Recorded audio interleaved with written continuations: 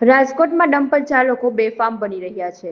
આજે વહેલી સવારે 11 વાગ્યાની આસપાસ જામનગર રોડ ઉપર આવેલ મનહરપુરા વિસ્તારમાં એક ડમ્પર ચાલકે ગરબાના પંડાલમાં ઘૂસી જઈને મોટો અકસ્માત સર્જ્યો। સદનસીબે આ ઘટનામાં કોઈ જાનહાનિ થઈ નથી, પરંતુ 3 વીજ પોલ અને પંડાલને ભારે નુકસાન થયું। માહિતી અનુસાર ડમ્પર ચાલક પૂરપાટ ઝડપે જામનગર રોડ ઉપરથી પસાર થઈ રહ્યો હતો। મનહરપુરા પાસે તેને વાહન પરનો કાબુ ગુમાવતા ડમ્પર સીધું ગરબાના પંડાલમાં ઘૂસી ગયું। આ અકસ્માત એટલો ભયંકર હતો કે ડમ્પરે એક પછી એક 3 વીજ પોલ તોડી પાડ્યા હતા। ડમ્પર ચાલક દારૂ પીધેલી હાલતમાં હોય તેવી પ્રાથમિક તપાસમાં સામે આવ્યું। મારું નામ ગીતાબા રાજેન્દ્રસિંહ જાડેજા।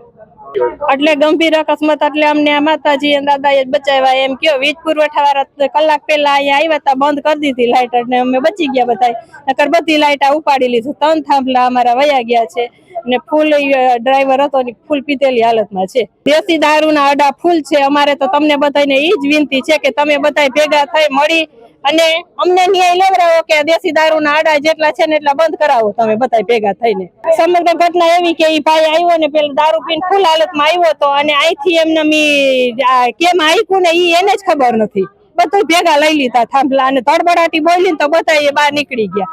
ઈ થોડાક દિવસ પહેલા રાતે અહીંયા પીને આવ્યો તો, અમારી દીકરીઓ નાની બાળાઓ ગરબી શીખતી હતી ને ત્યારે ઈ આવ્યો હતો।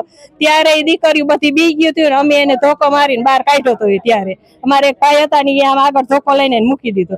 ત્યારે ફૂલ હાલતમાં તો અમારી દીકરી બધી નાની બાળાઓ રોવા માંડી હતી।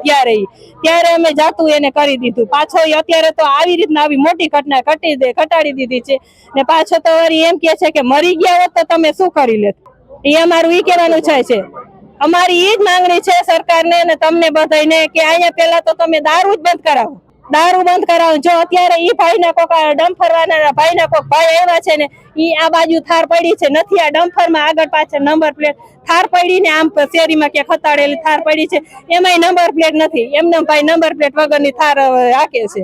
સાહેબ આ બનાવ બન્યો છે, અમને કોઈ જાતની ખબર નથી।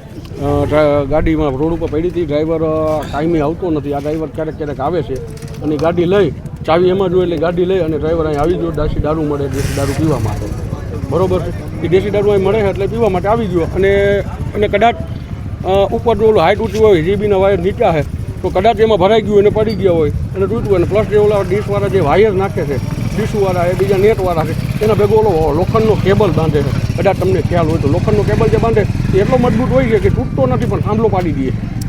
કાંઈક તો જીબીને એ જોવું પડે કે વાયર છે શું નહીં, એ બધું એક કેવી રીતે ઊંચાઈ કેટલી હાઈટ એ બધું જોવું પડે સાહેબ। એ નીચા વાયર હતા એના હિસાબે આ થયું છે।